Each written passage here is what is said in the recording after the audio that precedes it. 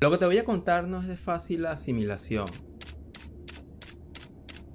puesto que si fuiste criado en una religión cristiana, mormona o testigo de Jehová u otras denominaciones, será difícil de aceptar ciertas realidades que ya se han estudiado durante décadas, pero que por una razón u otra esto no lo enseñan en estos cultos o religiones o templos donde se habla del mensaje y figura de Jesús de Nazaret y de Dios en general. Ya he hablado de esto varias veces en distintos materiales de este canal, pero he querido hacer un inciso y reflexionar un poco sobre ciertas informaciones que no muchos saben, y los que lo saben o se callan o quieren tapar el sol en un dedo justificando ciertas cosas que a la larga no está bien. Sinceramente no me gusta el engaño, no me gusta la mentira, y mentir u ocultar información sobre Jesús de Nazaret, sobre las escrituras, el lenguaje original que sería el hebreo, u otras formas de expresar esta espiritualidad, ocultarlo es algo muy grave, porque se sabe que hay culturas, religiones, tradiciones que se han mantenido durante décadas, pero ya va siendo hora de ir transformando todos estos puntos a una espiritualidad mucho más hacia la experiencia personal, más que mantener una religión o un dogma o una institución determinada. El mensaje de Jesús de Nazaret, por tanto, fue manipulado, tergiversado, omitido, ocultado y reinterpretado hacia una u otra forma de dirigir su enseñanza hacia una doctrina o el mantenimiento de una institución religiosa durante cientos y hasta miles de años. Yo no sé cuál es la verdad, pero por lo menos con investigación se puede saber qué no fue verdad, qué no fue cierto y de qué no trató el mensaje de Jesús de Nazaret. Por lo tanto, te quiero traer algunos puntos sobre el cristianismo, Jesús de Nazaret y la Biblia con respecto a sus traducciones. El primer punto, y puede que el que te haga volar más la cabeza, es en el hecho de que Jesús de Nazaret nunca fundó la religión cristiana. Él nunca tuvo la pretensión de crear una religión. Jesús de Nazaret fue judío, los discípulos fueron judíos, siguieron lo que es la Torá, que en cambio aquí ahora se le habla como Antiguo Testamento, que es errado decirle así, y cumplieron dichas ordenanzas de esas escrituras. Como dice Jesús de Nazaret, o como dijo en su momento, no viene aquí para abrogar o quitar la ley, sino cumplir hasta la última tilde. Entonces se habla de que Jesús de Nazaret fue judío, solo que el cristianismo se fue creando hasta llegar con Constantino en el concilio de Nicea en el 325 después de Cristo. La segunda gran idea es que Jesús de Nazaret no es, tal como lo entiende la gente, el fundador del cristianismo, sino la base y el fundamento. Digamos, mejor, base, fundamento e impulso. ¿Por qué? Por dos razones. Intentaré ser lo más breve para luego el diálogo. Por dos razones. Porque la religión de Jesús es estrictamente judía y nunca rompió los marcos del judaísmo.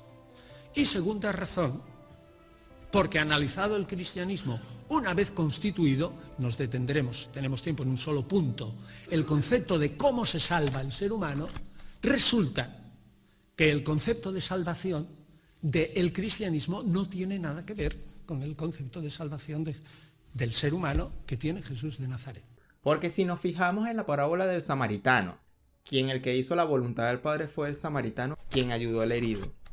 O este otro relato donde Jesús habla de que mi madre y mis hermanos son aquellos que hacen la voluntad del Padre.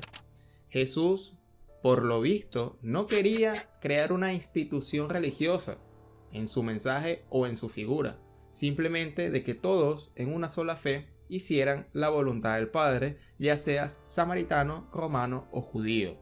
En otras palabras, en palabras más actuales, ya seas mormón, testigo de Jehová, cristiano, adventista, judío, rico o pobre, la idea es hacer la voluntad del Padre. Pero este es un problema porque el hacer la voluntad del Padre, cada religión tiene su forma de hacer la voluntad del Padre. Y precisamente como reflexionamos en un video anterior, buscan en que esa voluntad del Padre se atenga a una religión determinada, en vez de que esa religión o ese estilo de vida vaya sujeta a la voluntad del Padre, que es superior a cualquier tipo de forma doctrinal que se pueda meter en nuestra vida. Como segundo punto, te pregunto, ¿sabes cómo surgieron los evangelios? ¿Por qué hay 4 evangelios? Fueron los únicos que han sido escritos, junto a las cartas de Saulo de Tarso, que es Pablo de Tarso. Déjame decirte que hubo 86 evangelios y solamente se eligieron 4. Convenientemente, los concilios que te he ido nombrando fueron de alguna forma seleccionados de manera inteligente para nada más obedecer a un tipo de doctrina, en vez de dar todos los escritos y que las personas seleccionen por su cuenta que sí y que no, de manera más o menos democrática. Simplemente estas pocas personas se reunieron y determinaron cuáles fueron los evangelios que debe la gente leer y cuáles son aquellos apócrifos que deben de ser rechazados y nunca conocidos. Por eso, en la religión nunca te van a enseñar qué es los gnósticos, qué es el evangelio de Tomás. No te van a enseñar sobre los cátaros. No te van a enseñar de qué trató el judío mesiánico. No te van a enseñar lo que fueron los judíos mesiánicos. Ni mucho menos te van a enseñar de judaísmo, ni mucho menos te van a enseñar de cábala. ¿Quién es este Ireneo? ¿Qué hace? Ireneo es el que define el canon del Nuevo Testamento. Que él puso todos los evangelios que tenía. Ustedes saben que había un montón de apócrifos por ahí. Él dice que puso todos los evangelios que tenía y que misteriosamente cayeron 4 rayos de luz que iluminaron a los 4 evangelios. Y dijo, estos son los evangelios que se han iluminado. Por lo tanto, los de la oscuridad van a quedar apócrifos, que los pueden leer igual, porque después se fueron publicando. Y estos son los oficiales. ¿Qué hizo Ireneo? Más allá de que crean que se iluminó los libros. Yo creo que el tipo lo pensó. Dijo, Mateo es la representación de los ebianitas de Jerusalén. Adentro, Mateo y Marcos, si se quiere. Lucas es la representación de los paulinos del movimiento marcionita. Y todo cierra con la encarnación en Juan. Y lo junto a los 4. Cuando viene un gentil, le muestro Juan. Cuando viene un judío, le muestro Mateo. Tenía que convencer a los 2 auditorios. La única forma es que tenga canon de uno y canon de otro. Simplemente se van a tener a una interpretación más literal cuando los judíos, bien saben, y eso lo vamos a tratar más adelante, que la Torá, las escrituras, tienen una interpretación simbólica que no debe leerse de manera literal, porque si se lee de manera literal vamos a caer en el círculo de ir creando religiones tras religiones, porque estamos en una lucha literal, cuando los judíos bien saben de que hay una lectura simbólica atrás de todas estas metáforas y todos estos pasajes que fueron cuentos, historias, leyendas. Muchas de esas historias no fueron reales y esto los judíos lo saben, pero los cristianos creen que todo lo que está relatado en la Biblia fue verdad, o que las serpientes hablan, o que Dios hizo la creación en 7 días, u otras cosas que aparecen en las escrituras, del cual hay que leerla de manera simbólica. Dice que no debemos tomar literal la Torá. Entonces, históricamente, ¿pasó o no pasó lo que cuenta la Torá? Por ejemplo, ¿cómo Moshe nunca mató al egipcio o si lo mató? Pinjas no mató a la mujer pagana, David no mató a Goliat. Gracias por su respuesta. Los patriarcas existieron, pero la Torá es un mensaje que viene del cielo. Y el mensaje que viene del cielo viene codificado y vestido de historias. Entonces sí que los personajes existieron, pero las historias son códigos que hay que descifrar, porque esa historia protege una sabiduría muy grande. Igual que la cáscara de un plátano protege el plátano, la cáscara de una naranja protege el jugo de la naranja, el zumo de la naranja. Pues las historias protegen una sabiduría que no se puede poner encima de la mesa sin una preparación. Entonces, ¿que existieron los personajes? Sí. ¿Que las historias que hay en la Torá son una envoltura? Así es. Y claro, entre tantas interpretaciones, Jesús de Nazaret no quiso ese desastre doctrinal. Pero estamos en el siglo XXI y hay más de 20 religiones sobre Jesucristo. Entonces este es un problema, porque como reflexionamos en el video anterior, se creen que tienen la verdad, pero no se exponen a otras fuentes de información porque temen de que el seguidor, el que inicia en su religión, los rechace, porque hay contradicciones. Quizás no tanto en la parte de la Biblia, sino tanto en las contradicciones que tienen entre ellos mismos en sus interpretaciones. Y eso es lo delicado del asunto, porque vemos después que hay más de 10 formas de ver a Jesús. Parece ser que hubiera 10 dioses distintos cuando estamos hablando de un mismo libro, del mismo maestro y de un mismo Dios. Y esto es delicado. Como otro punto a detallar, María, la madre de Jesús, nunca fue virgen. En realidad esto fue un error de traducción, que de ahí parte todo este sistema de creencias de que María, la madre de Jesús, fue virgen. La Virgen concebirá y dará a luz a un niño al que se le dará el nombre de Emmanuel. En las Biblias alemanas está escrito la Virgen, nota. El término hebreo alma no significa virgen, sino joven doncella. Ha concebido y está a punto de dar a luz, porque en hebreo está escrito esto: alma, ara, yodelet, que significa exactamente esto. La chica joven, no virgen, chica joven, está encinta y esto es el participio presente, yodelet, y va a tener un hijo. La chica joven ya está encinta y va a dar a luz. Eso es todo, no hay nada que descubrir, es suficiente con leer lo que está escrito. Entonces la Biblia alemana ya no tiene concebirá, sino ha concebido, porque es sabido que una chica que ya está embarazada ya ha concebido. Por lo tanto, la profecía, la más importante de las profecías de Isaías sobre la venida de Cristo, está, pero ya no está, porque nunca estuvo en la Biblia hebrea.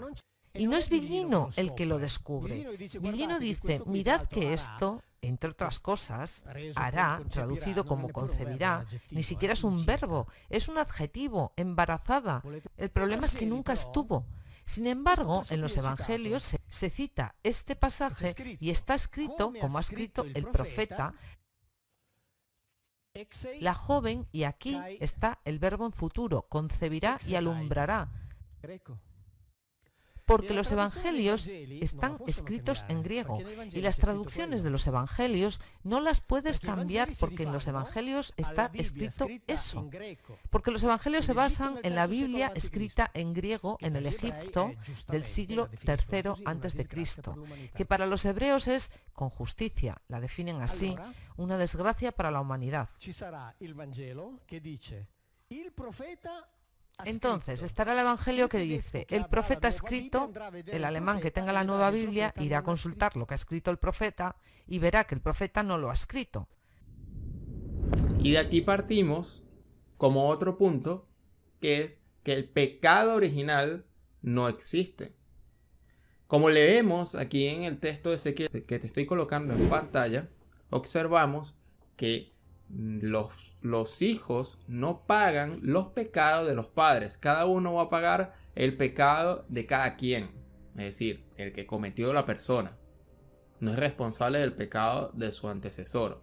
Solo que la figura de Jesús de Nazaret, al ser tan distinta al Mesías esperado, tuvieron que reinterpretar y sacaron a colación desde Pablo de Tarso esta medida de el pecado original, del cual los judíos saben que eso no fue así.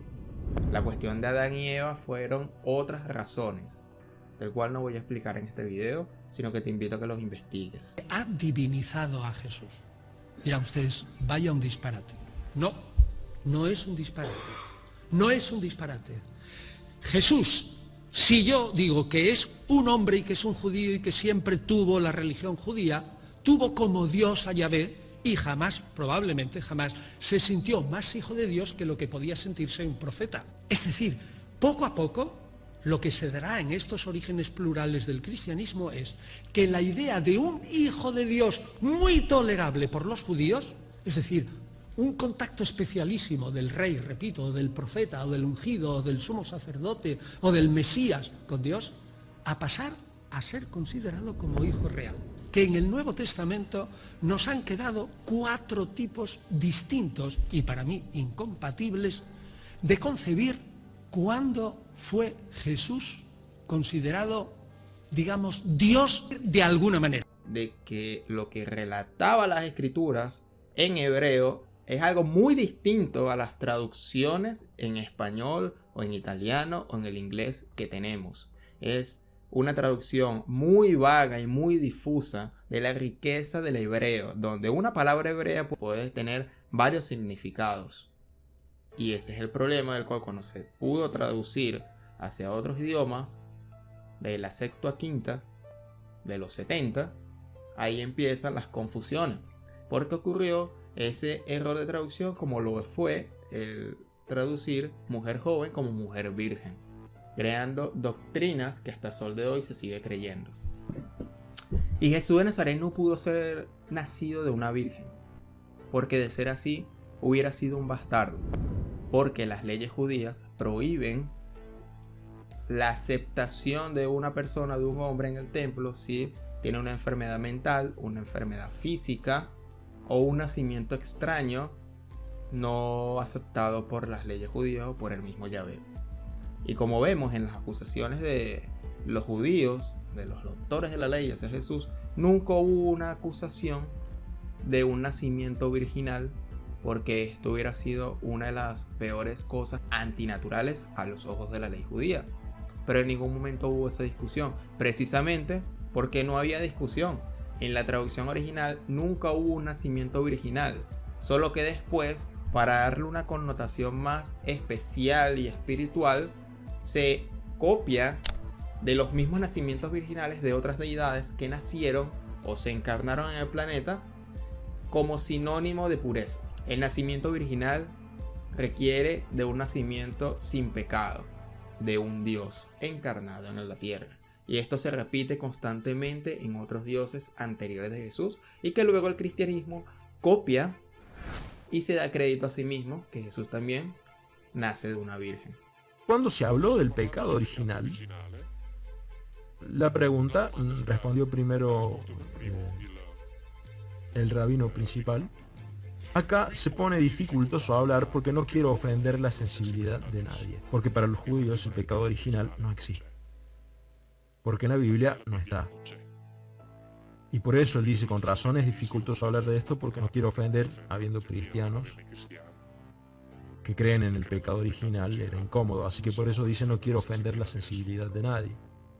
El pecado original es un concepto que empezó a introducir el apóstol Pablo en la carta a los romanos, donde dice que por culpa de un hombre, Adán, el mal, el sufrimiento, vino al mundo, y que gracias a este otro hombre, que sería Jesucristo, se vuelve a tener la esperanza. Así que el concepto del pecado original comienza a elaborarlo Pablo, y después lo tomará San Agustín de Hipona, y ahí comenzará la gran fábula. El biblista valdense dijo, ya sabrán que el pecado original es el de la desobediencia, ¿no?, de Adán y Eva. Ahora bien, entre Génesis 3, donde está el relato de esta desobediencia, y Romanos 5, la carta a los romanos escrita por Pablo, en la cual el apóstol Pablo dice que por medio de un hombre la muerte entró al mundo, no hay coincidencia. Y más bien, uno al leer a Pablo se puede preguntar de dónde sacó esa idea. Y yo estoy de acuerdo con él, entonces paremos esta farsa, ¿no? Empecemos a preguntar de dónde sacó esa idea desde el momento en que no está en la Biblia. El católico dijo, hay que separar el concepto del pecado original del concepto clánico, es decir, que si los padres han pecado, los hijos sufren las consecuencias. Una situación de este tenor, según mi punto de vista en el Nuevo Testamento, es ampliamente contradictoria, pero también desafortunadamente es ampliamente usada por la teología. O sea, continuamos o yo me voy a comer una pizza. Como otro punto a resaltar en la investigación, la palabra Dios no existe. Aquellos relatos donde indican ese nombre, en realidad se escribió la palabra Elohim. Mauro Biglino explica que la palabra Elohim es un plural, dioses. Y esto se evidencia cuando leemos el Génesis en plural que dice, haremos al hombre a nuestra imagen y semejanza. O otro relato donde dice que ahora el hombre será como uno de nosotros conociendo el bien y el mal. Mauro Biglino explica que se debe de mantener las palabras originales, porque si no todo se va a resumir en una traducción muy sintetizada y poco fiel al original, como el caso de Elohim, ya que la palabra el o Eloha se requiere a una singularidad y la palabra Elohim sí se refiere a una pluralidad, porque tiene una terminación in, así como la palabra malak. Malak significa mensajero o enviado. No existe la palabra ángel, donde erróneamente se traduce malak como ángel, cuando se debe traducir como mensajero o enviado de Yahvé. Y estos ángeles o estos malak, estos enviados, no eran precisamente seres angélicos, espirituales. Eran seres físicos donde podían comer, beber, cansarse, batallar, herir, la palabra que comienza con M, para quitar la vida, y hasta incluso podían procrear. Y estos seres eran relativamente más altos que los humanos, ya que sus hijos fueron los famosos gigantes, como relatan las escrituras, que eran los gigantes antiguos de muchas epopeyas y leyendas.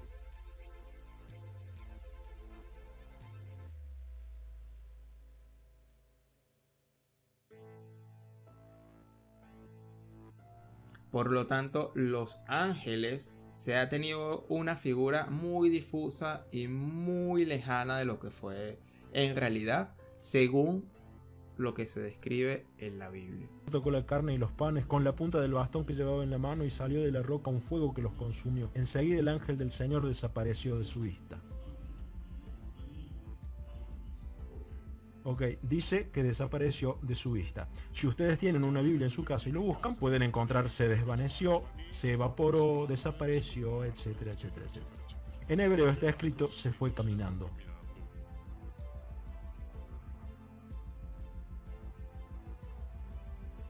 ¿Por qué? Porque los malaquín bíblicos no son los ángeles espirituales rodeados de luz, son individuos de carne y hueso, así que por lo tanto caminan. Para la teología, como los ángeles tienen que ser entidades espirituales, cuando se van, desaparecen de la vista. Y no, se van caminando. Se acabó. Es muy simple, todo muy coherente. No hay necesidad de inventar nada, es todo coherente.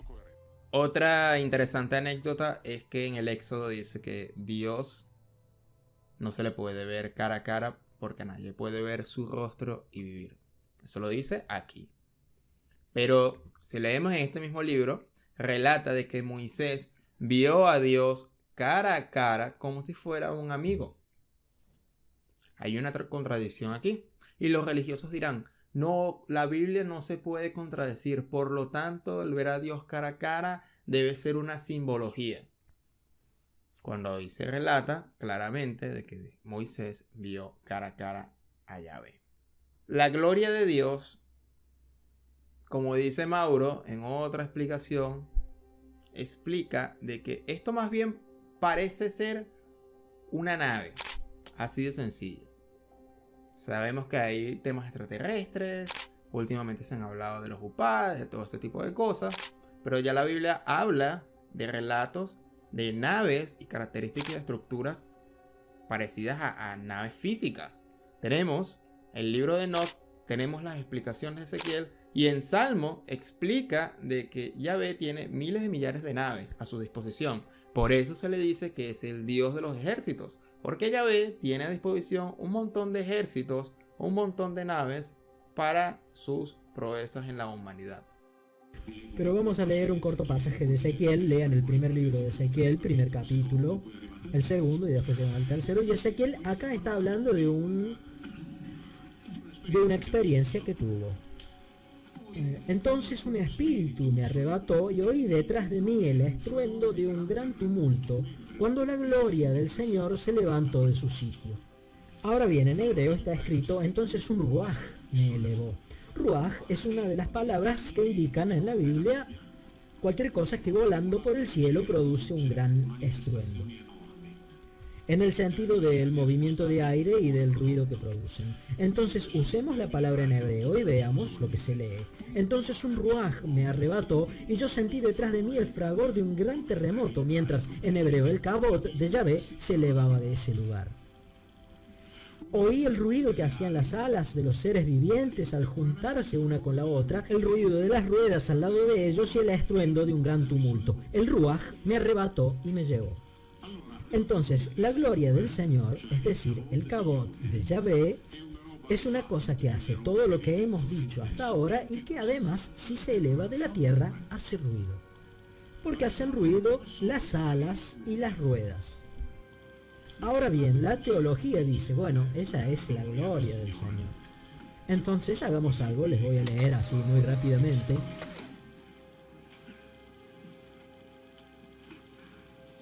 ¿Qué es lo que dice la teología de este kabot?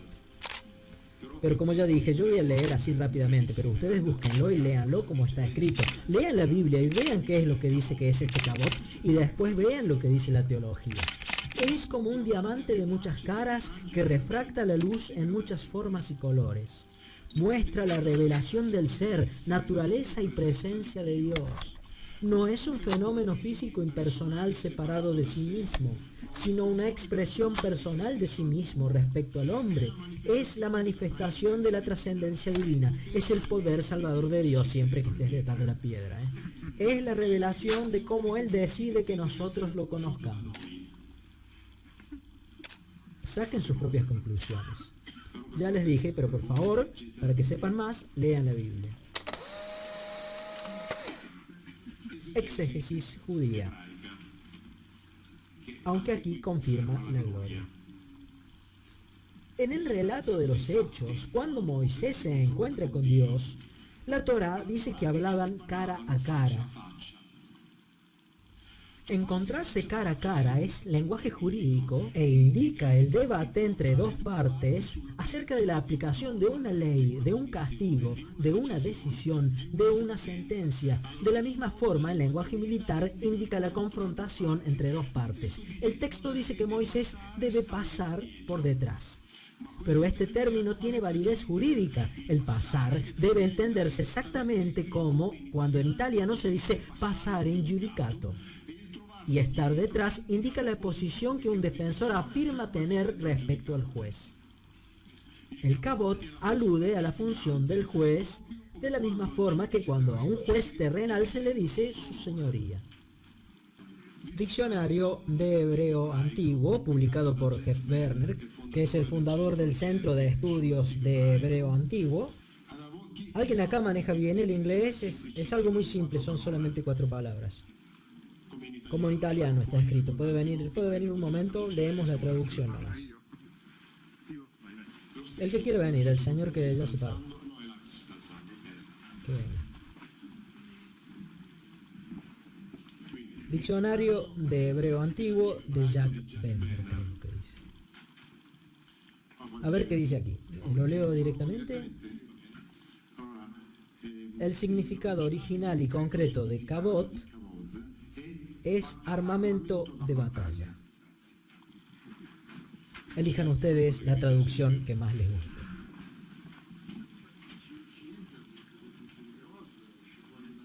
¿Entienden lo que están diciendo acá?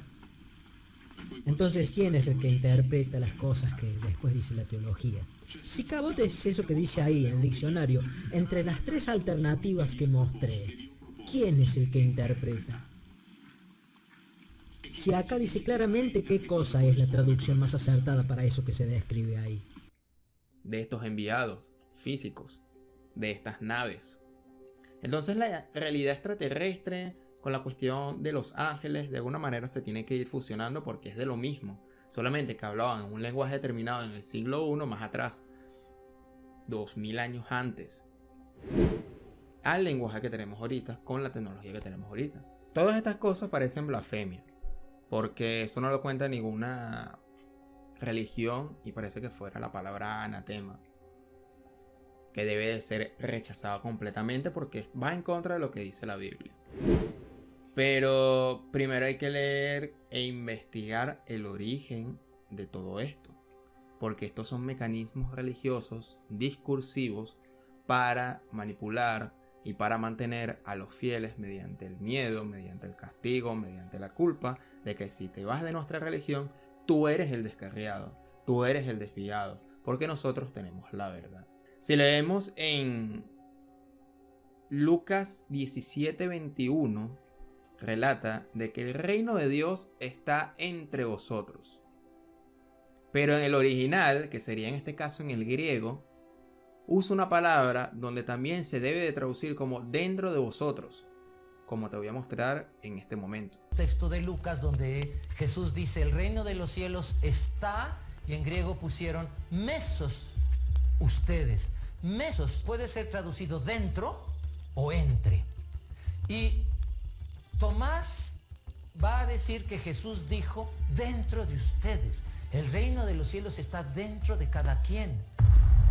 ¿Cuál sería el cambio fundamental que podría provocar la traducción según el texto de Tomás? No habría iglesia. La misma iglesia significa grupo, significa personas convocadas, congregadas. Porque puede ser igualmente traducido como Tomás traduce, el reino de los cielos está dentro de cada quien. Para el gnosticismo, la experiencia religiosa más bien es una experiencia inmediata que no requiere de la mediación del sacerdote o del obispo. Nosotros tenemos mediaciones para aprender, tenemos mediaciones para relacionarnos con los demás, tenemos mediaciones en el lenguaje, tenemos mediaciones en los modos de comportarnos con los demás. Prescindir de mediaciones es una pretensión que realmente no corresponde a la práctica y a la experiencia humana natural. En este sentido, una mediación social y una mediación institucional es imprescindible, no solo en el ámbito de la fe, sino prácticamente en cualquier ámbito de la vida cultural. Y esto representaba un desafío y una amenaza política muy seria para los obispos cristianos, puesto que su papel como mediadores entre el hombre y el cielo, o entre el hombre y Dios, pues quedaba puesto en entredicho. Entonces esta explicación relata, con lo que también relata el Evangelio de Tomás, el reino de Dios está dentro y fuera de vosotros. Reconócete como hijo del Padre viviente o como hija del Padre viviente para que estés en la riqueza y no andes en la pobreza. Y esto es antes de ir a una religión o a ir a un templo hecho por manos humanas, donde la misma Biblia relata de que Dios no está en un templo. Ya nos da algunas pistas de que habita con su Espíritu Santo dentro del ser humano y hace morada en el creyente. Pero esto las religiones lo usan para decir que solo un grupo de personas tiene el Espíritu Santo y que solamente se debe tener el Espíritu Santo si tienes un bautizo determinado. Ahora mi pregunta es, ¿bajo qué doctrina yo voy a ir? ¿La cristiana? ¿La mormona? ¿Las testigos de Jehová? ¿La adventista? ¿La de séptimo día? ¿Los evangelistas? ¿Los libres pensadores? 7, 10, 20, los judíos. Una forma de manipulación. Y está muy claro que agarran el mensaje de Jesús y agarran todo este modelo de salvación y lo amoldan según las necesidades y conveniencias individuales de cada religión. Y ahí se crea el sentimiento de culpa, donde como yo no pertenezco a una religión, yo soy el culpable y me voy a ir al infierno, porque nunca acepté cierto determinado bautismo. Así como hubo varios textos, no solo los canónicos, escritos, puedes también leer con tranquilidad otros textos. Te invito a que leas el Evangelio de Tomás, que ya hemos publicado un video completo sobre ese, que lo estoy colocando aquí en este momento en pantalla, donde precisamente se nos da una perspectiva mucho más amplia, donde de ir a un poder institucional, ahora tienes que ir ya no en la montaña ni al otro lado del mar, como dice Deuteronomio,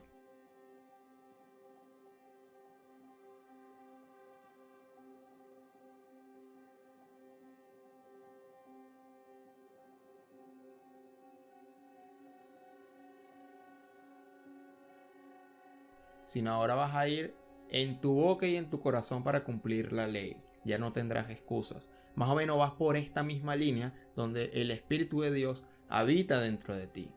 No es que tú eres Dios, sino que la creación está a tu acceso como hijo para materializar todo lo que tu mente manifieste, según la voluntad del Padre, sin necesidad de un intermediario. Pero la religión los representantes y todas estas instituciones necesitan que tú creas que hay que tener un intermediario para tener y acercarse a Dios. Porque si nosotros ya no necesitamos intermediarios, ya no vamos a necesitar de ninguna institución. Por eso se siguen prevaleciendo estos mecanismos coercitivos y de discurso para manipular a las personas a que terminen de creer aquello que ellos quieren.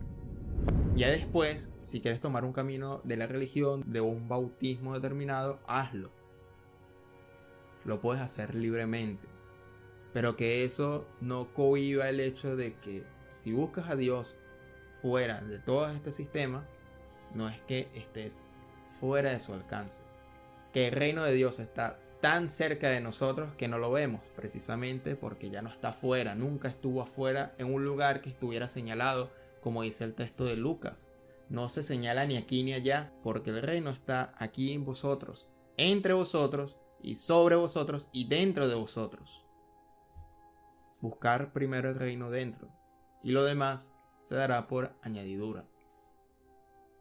Por eso la religión es distinta a la espiritualidad, pero esto nunca te lo va a enseñar ninguna institución determinada, porque no les interesa, no es negocio.